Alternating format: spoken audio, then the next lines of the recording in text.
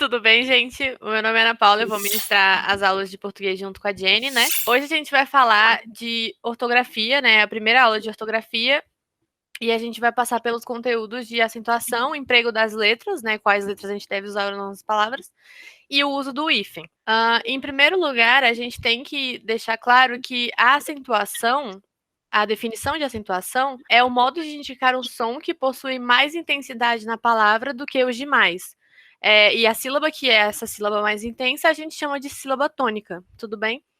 Então, o que a gente percebe a partir disso é que todas as palavras elas têm um acento, mesmo que ele não esteja graficamente demonstrado, né? Como a gente vê com o acento agudo, com o circunflexo e tudo mais. Então, a gente consegue constatar a partir disso que as palavras elas têm todas um acento, que seria essa sílaba tônica, mas em apenas algumas palavras do português, esse acento ele aparece, né? Ele é graficamente demonstrado, por isso que a gente chama de acento gráfico. E no português brasileiro, as palavras elas são classificadas quanto a qual das sílabas é a tônica, né? Em 3 tipos: oxítonas, paroxítonas e proparoxítonas. E aí, dependendo da palavra e da letra que ela termina, ela vai ser ou não acentuada visualmente, né? Graficamente, que nem a gente vê. As palavras oxítonas, elas são aquelas que têm o acento, né, a sílaba tônica, na última sílaba da palavra. Então, a gente tem palavras como animal, o mal é a sílaba mais forte, né? A sílaba tônica. Abacaxi, que o xi é o mais tônico. E urubu, que o bu é o mais tônico. A sílaba tônica é aquela sílaba que você tem que se esforçar mais e soltar mais ar pela sua boca para poder falar. Na pré-escola, a gente aprende que a gente pode indicar, descobrir, né, achar a sílaba tônica chamando a palavra, como se você fosse chamar uma pessoa, ou cantando também dá certo, quando você tem um pouco mais de dificuldade para achar essa sílaba tônica, né? A paroxítona, elas são as palavras que apresentam a sílaba tônica na penúltima sílaba, que nem boneca, mesa e projeto. E aí, nesse caso, eu trouxe aqui só palavras que não têm o acento graficamente demonstrado, né? Porque a gente ainda vai discutir sobre as regras de acentuação. As proparoxítonas, elas têm a sílaba tônica na antepenúltima. Então, isso é muito importante de pontuar, que a gente sempre vai contar as sílabas de trás para frente. Não é a primeira sílaba tônica, é a antepenúltima sílaba tônica, tudo bem? Porque a primeira, ela muda, né, de lugar, e a última, a penúltima e a antepenúltima, elas sempre vão ser última, antepenúltima e penúltima, tudo bem? E aí, como exemplo de proparoxítona, eu trouxe sílaba, lâmpada e câmera. E essas 3 são acentuadas no caso, que a gente vai ver mais pra frente, a regra de acentuação.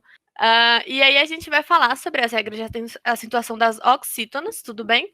E as oxítonas, elas são acentuadas quando elas terminam em 4 tipos de casos, né, de letras. Quando terminam em A, seguido ou não de S, aí eu trouxe como exemplo Cajá, Amapá, Pará, Aliás, Crachá, Guaraná e Maracujá. Aqui, nesse caso, essas palavras elas são todas oxítonas, porque a última sílaba é a sílaba tônica, e elas são obrigatoriamente acentuadas, porque elas são oxítonas terminadas em A, ou AS, né, as, tudo bem? Ela também é acentuada quando terminar com E, seguido ou não de S, a mesma coisa do A. Aí eu trouxe café, até, bebê, boné, buquê, chimpanzé, filé e jacaré. Todas elas são acentuadas porque elas são oxítonas terminadas em E e elas são obrigatoriamente acentuadas. Elas também vão ser acentuadas quando elas terminarem em O, seguido ou não de S, que nem após, avô, cipó, camelô, complô, dominó, paletó e forró. E quando elas terminam em ou ens, né? Que nem amém, ninguém, armazém, parabéns, porém, também, refém, etc. Então aqui a gente vê que quando tem uma palavra que tem como sílaba tônica a última sílaba, que é uma oxítona, e ela terminar em a, e, o ou em, seguido ou não de s, né? Ela vai ser obrigatoriamente acentuada, tudo bem?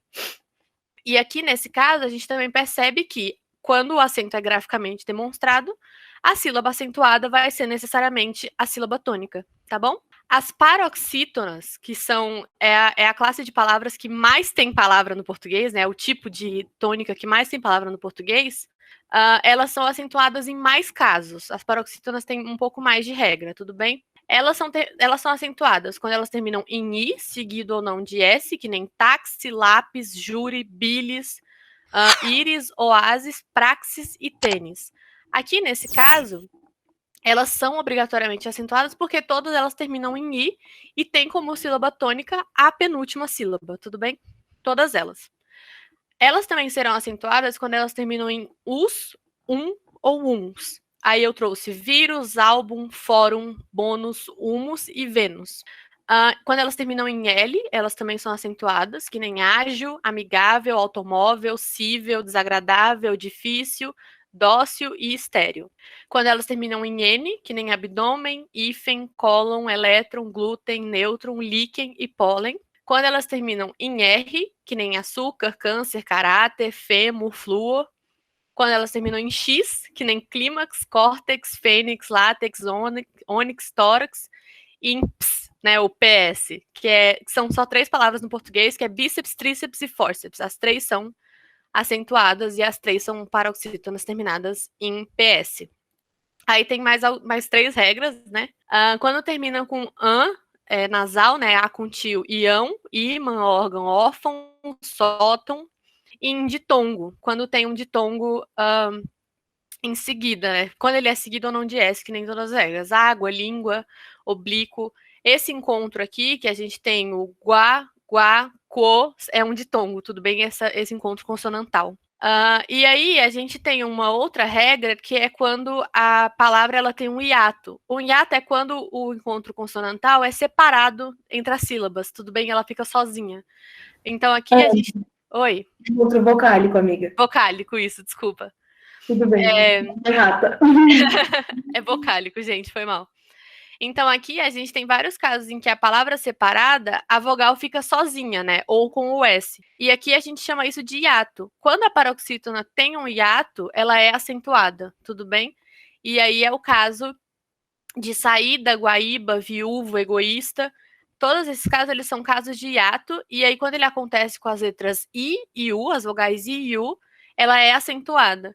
Isso só não acontece quando o I e o U no hiato vem depois do NH, tudo bem? Do dígrafo NH. Aí, nesse caso, ela vai ser acentuada.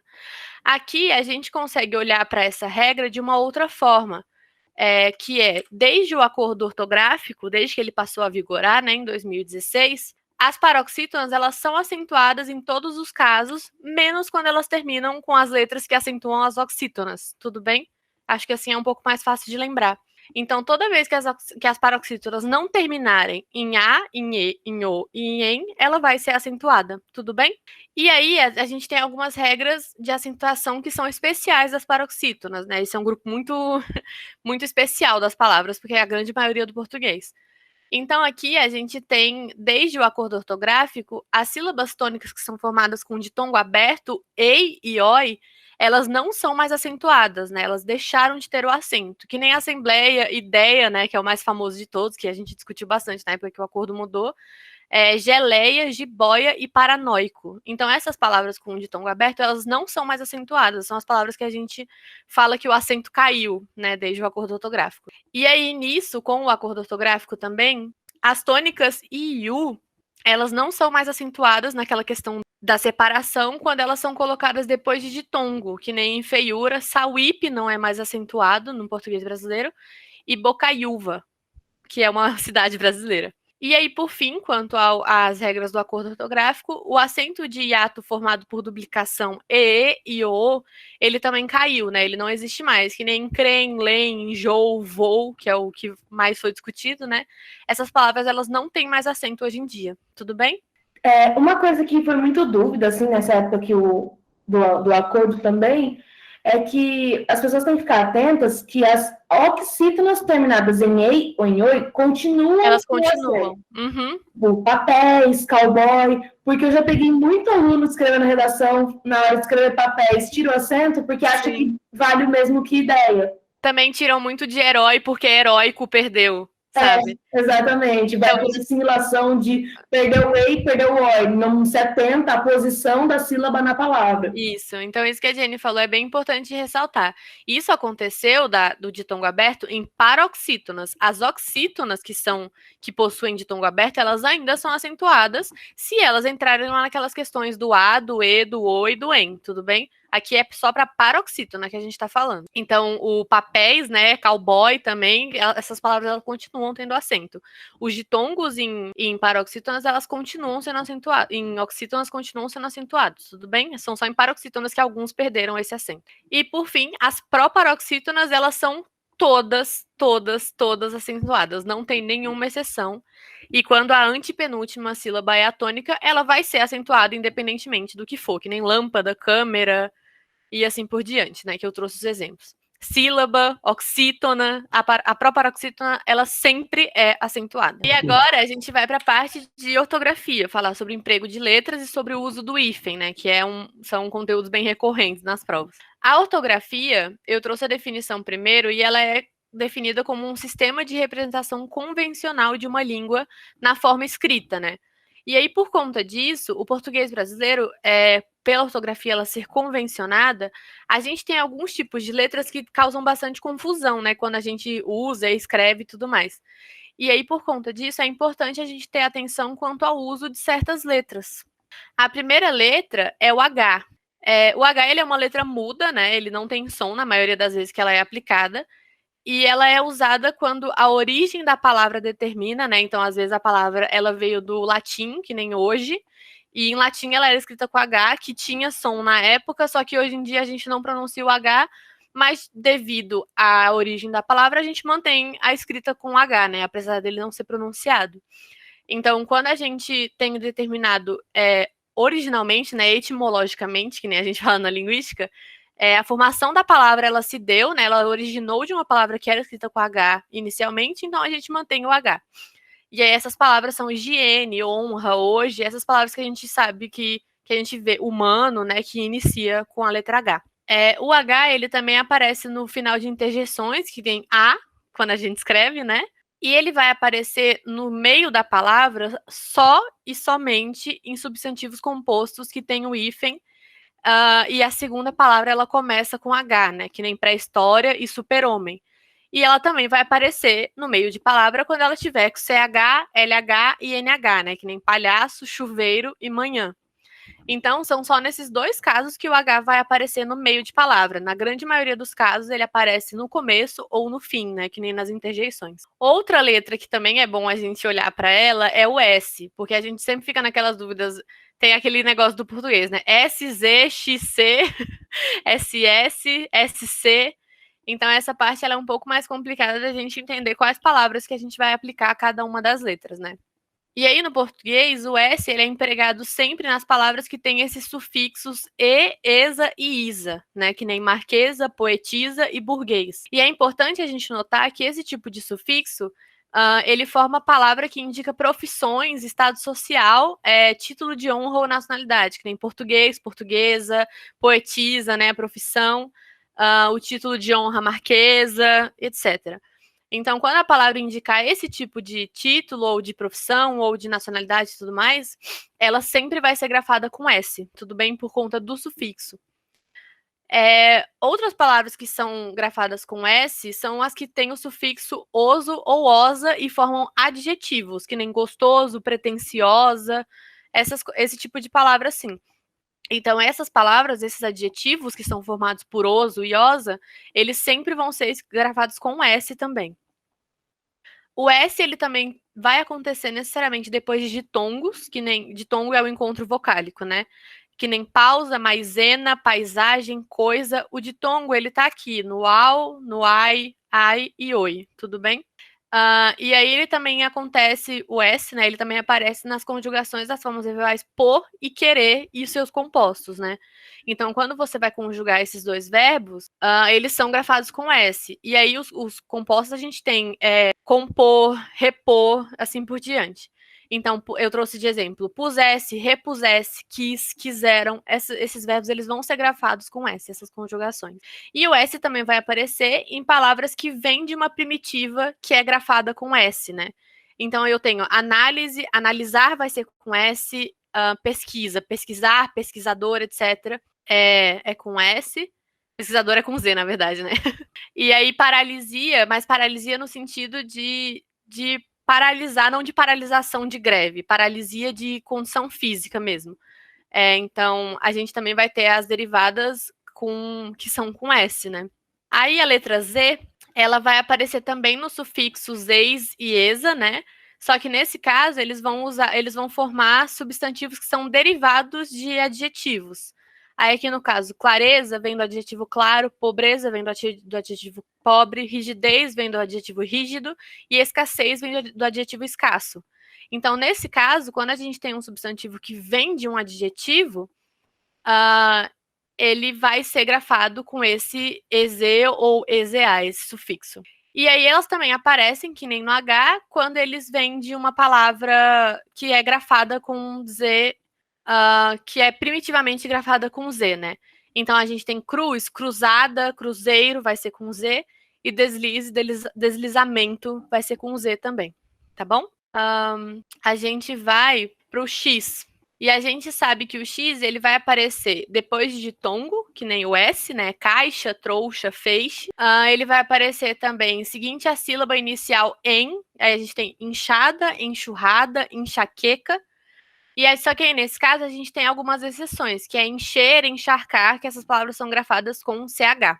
Depois da sílaba inicial me, também vai vir X, mexer, mexilhão, mexerica. E a gente tem como exceção a palavra mecha, tanto para mecha de cabelo, quanto para o verbo mexar, que é um verbo de fazer vinho, é um negócio assim. É de criar vinho e fazer o vinho. É desse processo, né, de fazer vinhos. Então, nesse caso, tanto a mecha de cabelo, né, de fazer mechas de cabelo, quanto esse verbo mexar, que é diferente de mexer, né, são exceções desse X depois do ME. E o X ele também aparece em palavras que são de origem indígena e africana, que nem Xingu e Xangô. Aí, nesse caso, a gente mantém o X, porque a palavra ela veio com o X e ela continua assim, tudo bem? Aí, aqui, a gente vê que tem alguns verbos que são grafados com as letras C e D, né, que dá um sed. Eles formam substantivos e adjetivos que são grafados com ses. Então, CD vai originar sessão, e conceder vai gerar concessão, e retroceder vai gerar retrocesso. Então, a gente vê que esse sede aqui, nesses três verbos, no ceder, conceder e retroceder, ele se transformou em ses quando eles viraram substantivos, né? Sessão, concessão e retrocesso. Os verbos grafados com ND, eles formam substantivos e adjetivos que são grafados com NS. Então, ascender, a gente tem ascensão, expandir, a gente tem expansão, pretender, a gente tem pretensão. Então, aqui, o ND virou NS e o ND virou NS nos três casos, tudo bem? E os verbos que têm o ter, eles formam substantivos que são grafados com tensão, com cedilha. Então, deter vira detenção, conter vai dar origem à contenção e manter dá origem à manutenção. Aqui, todas as palavras são grafadas com a cedilha, tudo bem? Aí agora a gente vai para o hífen, que também é uma parte bem chatinha, né? Que a gente também vai assim meio no sentimento às vezes. E os hífens, eles aparecem principalmente em palavras compostas, né? A gente vê mais em palavras compostas. E aí ele aparece, né? Ele acontece quando as palavras, em alguns casos, né? E aqui eu trouxe eles. Ele acontece quando as palavras são formadas pela junção de radicais diferentes, mas que não tem alteração fonética. Então, em guarda-chuva, guarda continua guarda e chuva continua chuva. Aí a gente coloca o hífen. Ano-luz, ano continua ano e luz continua luz. A gente não muda a forma que a palavra é falada, né? Então, o hífen ele vai aparecer. E aí, o outro exemplo que eu trouxe é arco-íris. Arco continua sendo arco, não tem nenhuma mudança na forma que eu falo a palavra, e íris também continua íris. Então, esse aqui é um dos casos que o hífen vai aparecer, que é quando a gente não tem alteração fonética, né, no som das palavras. O hífen, ele também acontece com nomes de lugares que iniciam com grão e grã, ou que são ligados por artigo. Então, Grã-Bretanha é grafado com hífen, Grão-Pará é grafado com hífen, e quando a gente escreve Bahia de Todos os Santos, a gente tem o artigo os no meio, e então esse Todos os Santos vai ser grafado com hífen também. A gente também usa o hífen em espécies de flores e animais, né, botânicas ou zoológicas, então couve-flor é grafado com hífen, erva doce é grafado com hífen. Quando a gente fala formiga branca, que é uma espécie de formiga, é grafado com hífen, mas quando a gente se refere a uma formiga que é branca e não é a formiga branca, aí a gente escreve sem o hífen. Mas quando a gente está se referindo à espécie da formiga branca, é grafado com o hífen, e bem-te-vi também é grafado com hífen. As palavras que são compostas e são formadas por bem ou mal e a segunda palavra vai começar com um H ou com uma vogal, elas também são grafadas com hífen. Então, bem-humorado, mal-amado e mal-assombrado, né? Aqui a gente tem um H e duas vogais, o A e o A. Aqui, nesse caso, a gente vai ter o hífen, tudo bem? Aí a gente também tem palavras formadas por aquém, além, recém e sem, elas também são grafadas com hífen. Então, além-mar, recém-casado, sem teto, essas palavras são escritas com hífen também. E quando a gente tem encadeamentos de palavras, que nem quando acontece ponte Rio-Niterói, eixo Rio-São Paulo, meio técnico-científico informacional, aqui a gente tem palavras que estão encadeadas, elas estão numa ordem e elas são faladas uma atrás da outra. A gente não coloca nenhuma preposição, nenhum artigo no meio delas. E aí, nesses casos, elas também são grafadas com hífen. E aí, o hífen, em relação aos prefixos, ele aparece nas seguintes situações. Quando a segunda palavra começa com H, né, que a gente viu lá nas regras de palavras que são grafadas com H. Então, pré-história, super-homem, sobre-humano, essas palavras elas vão ser grafadas com hífen. Quando acontece da segunda palavra começar com a mesma vogal que a primeira termina, então, micro-ondas, autoobservação, semi-interno, são palavras que têm o hífen para separar essa vogal que está dobrada, né?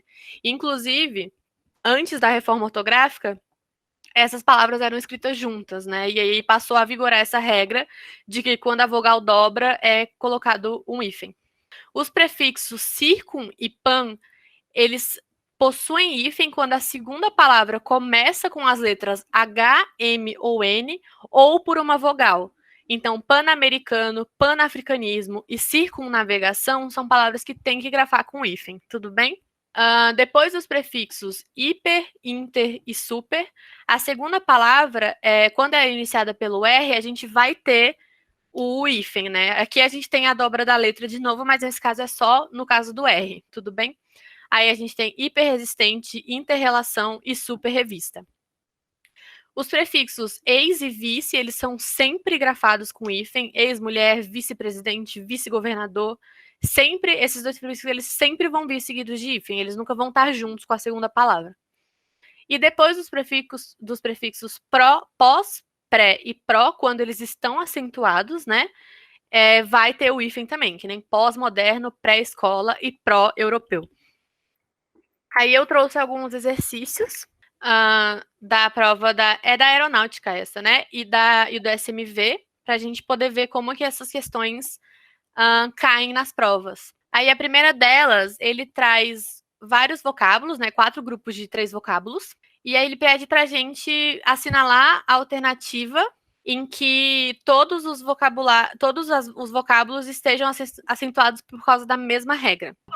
Aqui a gente tem as outras, a gente pode olhar também para ir por eliminatória, né? Na primeira alternativa, a gente tem níveis próprios e também. Aqui a gente já cancela essa porque as duas primeiras são paroxítonas, né?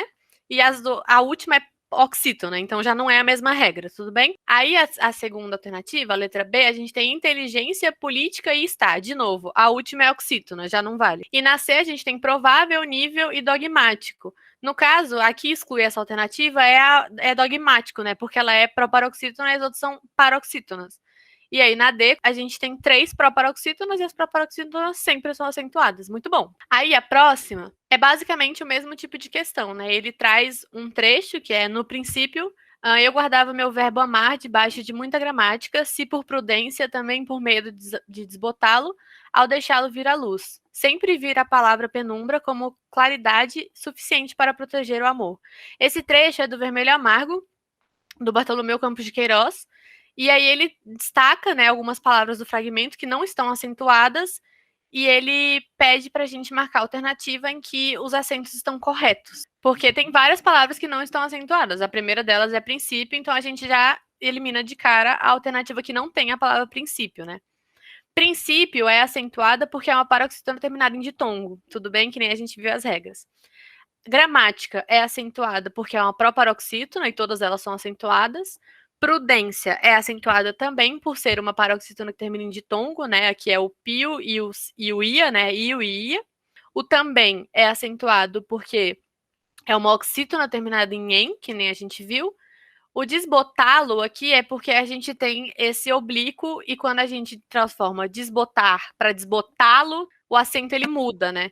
E aí a gente tem que grafar ele graficamente, que nem o deixá-lo, tudo bem? Aí a próxima, ele traz. Nessa questão, tinha algumas que eram relacionadas ao texto, que eram textos sobre aquela série The Good Doctor, né? Que é sobre um médico que tem autismo. E aí, no trecho, ele traz que o Shawn, que é o principal, né, o personagem principal da série, ele enfrenta percalços como a falta de confiança dos pacientes e o desprezo dos colegas de profissão. Autistas que tentam trabalhar de forma regular vivem problemas semelhantes? Era uma entrevista, né? E aí o pesquisador, ele fala que sim, absolutamente, os autistas enfrentam preconceitos, suposições, julgamentos, insultos injustos e prematuros. Todos nós, em alguma medida, encaramos desafios e somos julgados o tempo todo. Mas é um processo mais extremo para Shawn, sem dúvida, e o fato de ele não ficar para baixo nunca é uma das coisas mais inspiradoras para mim. E aí ele pede pra gente julgar as afirmações que ele traz como verdadeiras ou falsas. A gente viu os momentos em que o S aparece, né? E esse de percalços não estava mencionado em nenhum deles. Então a primeira afirmativa ela é falsa. A segunda é verdadeira porque a gente viu nas regras do H que os dígrafos CH, NH e LH são alguns dos únicos momentos em que o H vai aparecer no meio da palavra, né? E aqui a gente tem. E no caso, não é o H, né? É o dígrafo, é porque ela compõe esse som do lhã, então ela aparece obrigatoriamente. Aí a segunda afirmativa é verdadeira. A terceira, ela é falsa porque paciente é uma oxítona terminada em E. E a gente viu que, na verdade, as oxítonas terminadas em E são acentuadas. E a última, ela é verdadeira porque quando a gente coloca o acento agudo no mas, ele vira o plural do adjetivo má, né? De mal. Tudo bem? Ana, uma coisa, isso do percalços, nossa, uma vez eu fiquei assim, e para responder para esse aluno, que tem também uma questão etimológica, né? Porque, tipo, a gente vai ver ali, tem um L, e daí depois vem um cedilha, e só que daí a gente fica, por que calça, que é o de, tem ali a ver com percalço, de cedilha e bolsa LS. Daí a gente fica assim, ortografia e a língua portuguesa dando tapa na nossa cara. Sim. Mas aí é por questão etimológica. Então, às vezes, os concursos também, eles vão nessas pegadinhas, assim, de pôr um comparativo, sabe? De pôr uma situação mais recorrente e uma nem tanto, para ver se a gente lembra. E essa questão do paciente é muito interessante, porque você vê pessoas mais velhas, tipo pessoas de 70, 80 anos, ainda colocam. Sim, antigamente tinha. Na portuguesa, que eu não sei quantos anos circunflexo para paciente, gelo e outras palavras que o E é assim mais fechadinho. Então, sei lá, se fosse uma pessoa mais velha, assim, fazendo um concurso, talvez ele pudesse cair nessa cilada também.